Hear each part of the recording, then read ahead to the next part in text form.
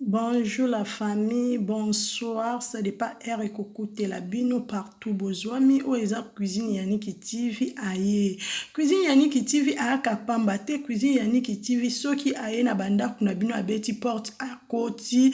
Bolande mission ou en tout cas boko sepe la bino moko. Avant ko bande mission na biso topé saka merci na Seigneur parce que kolala kolamukeza kaka ngolu grâce de Dieu to moni mukolo alelo.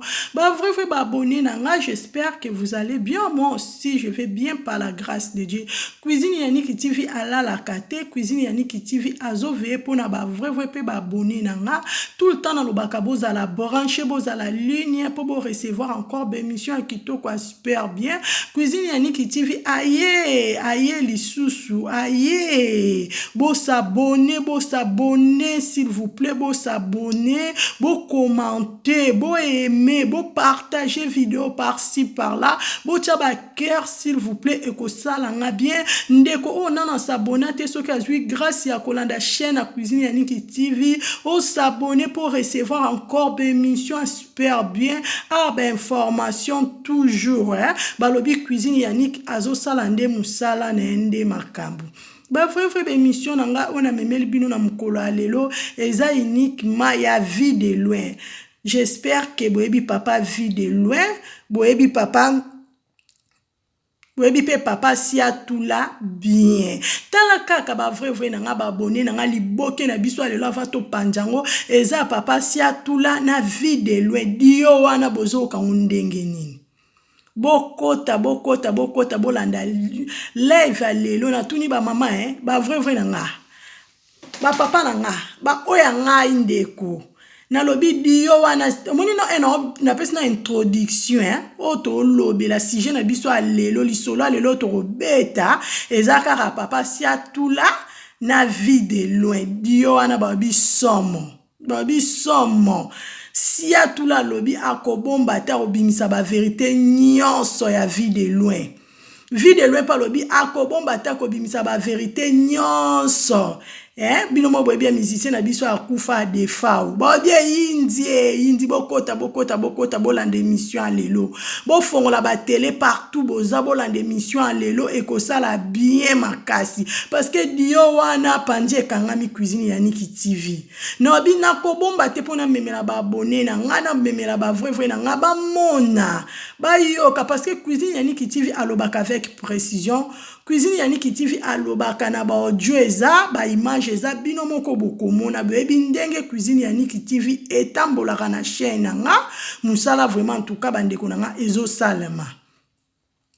Papa si atula to monyo na kati ya braza bino mo boyebi na kati ya braza nde na kati ya beach ba okende direction braza bazo sala toujours musala na bango ba comédien na biso bato ya théâtre na biso ndenge ba misana ko sala balobi bakutani kuna na vie de loin ba bombarder ya munene kwei papa vie de loin Dieu soit loué na monyo santé kitoko na monyo bien makasi papa na nga nzamba en tout cas za malamu photo kumisaka nzambe komona papa vie de loin photo loba vraiment merci na Seigneur parce que grâce au nzamba sali lo miracle mo boy jamais toko bosa nango soki to mona lelo papa vie de loin azo sekisa biso lisusu photo mona grandeur en nzambe foko loba ko nzambe vraiment merci nzambo za malamu papa vie de loin na sepeli komona na mukolo alelo bomemeli biso susu nini bombo bolibo bombarder bomemeli biso nini papa vie de loin zande yo muto yibaka ba bijou ya musicien na biso akufa papa de fao papa de fa akufa que ton âme réponse en paix mais zaka bato ya théâtre na biso ba raisonner sur papa na biso de fa on a mukolo alelo yango tozolo bila kaka na analyse na biso mwa lisolo mukie ba mama ba papa na bokota to raisonner sur de fa o abinela biso o ya yemba o ya sepelisa génération en génération en tout cas cuisine Yannick TV alobaka ne kaka malamu bato apesaka toujours ba conseil. Papa vit de loin. Papa si atula. Bino bongo. Non, non, non, non, non, ba vrai nanga, bokota, bolanda ba image na koki te panje kanga minga. Bolanda ngo bien koleka ngai, bo commenter ndenge bokolanda video oyo ndenge bokomona en tout cas ekosala bien makasi makasi. Babone nanga na olala te na ozala toujours wana pona memela bino ba news, ba information, bino momboye bi bozala toujours à page. Bokota, commenter. Natikeli bino vraiment botala papa vide loin mais c'est ça tout là à suivre. Tozawa na beach na Braville na utibongo Kenya ko récupérer ba bijoux ya défunt de Fao ba yiba ki yango na Kenya pona Congo na se sacrifier na kangi moto asangi ba bijoux de Fao. Merci pauvre ndengo la kisinga moyibi na yo yeyo. Ouais, merci bande komanga ba Congolais bolimbi sangai ngana zaki drumer ya défunt de Fao do eza ba bijoux etikalaki ngam na yibaka.